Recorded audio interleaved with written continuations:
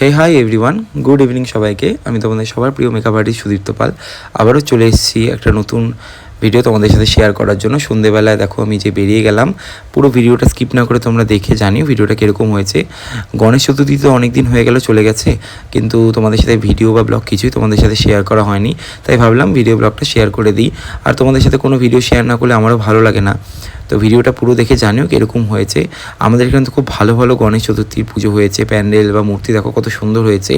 আর আমাদের এখানে গণেশ চতুর্থীটা যেহেতু 2-3 দিন 4 দিন থাকেই, তো ওই জন্য ভাবলাম এটা ডে 1-এর ভিডিও ছিল। ডে 1-এ যে আমি জায়গায় ঘুরেছি, প্যান্ডেলগুলো ঘুরিয়েছি, তোমাদের ভিডিও ক্লিপের মাধ্যমে আমি তাই শেয়ার করে দিলাম।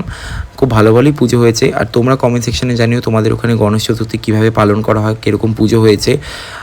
যেহেতু এটা মহারাষ্ট্র বা মুম্বাইতে আর কি খুব ভালোভাবে পালন করা হয়, কিন্তু দেখো এখন কিন্তু বিভিন্ন জায়গায় গণেশ চতুর্থীটা খুব সুন্দরভাবে পালন করা হয়। তো এটা ডে 1-এর ভিডিও ছিল। তারপরে আমি ডে 2-তেও ওই যে বেরিয়ে পড়লাম সন্ধেবেলায়, বেরিয়ে তোমাদের সাথে ভিডিওর মাধ্যমে দেখাচ্ছি। দেখো এখানে এত সুন্দর প্যান্ডেলটা করেছে, দেখে মনে হচ্ছে কোনো দুর্গা পুজো হচ্ছে, বড় মহোৎসব, এত সুন্দর ডেকোরেশন করছে প্যান্ডেলটা। তো তোমাদের ডে 2-তে এই প্যান্ডেলটার আমি ঘুরে তোমাদের দেখালাম ভিডিও ক্লিপের মাধ্যমে, দেখো তোমরা। আর আমার কিন্তু যদি ভিডিও ভালো লেগে থাকে তোমরা কমেন্টে জানাবে, শেয়ার করবে অবশ্যই। দেখো প্যান্ডেলটা কত সুন্দর লাগছে দেখতে, গনু বাবাকেও কত ভালো লাগছে মূর্তিটা।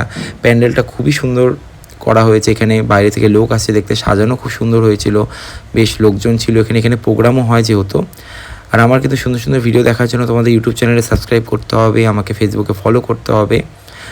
আর গণেশ চতুর্থীটা এত সুন্দর করে হয় বিভিন্ন জায়গাতে, আমাদের এখানেও যেহেতু হয়েছে, তো বেশ আমার নিজেরও ভালো লাগছিলো সন্ধ্যেবেলায় বেরিয়ে এত সুন্দর সুন্দর প্যান্ডেল দর্শন করে। এই প্যান্ডেলটা খুবই সুন্দর হয়েছিল, বড়।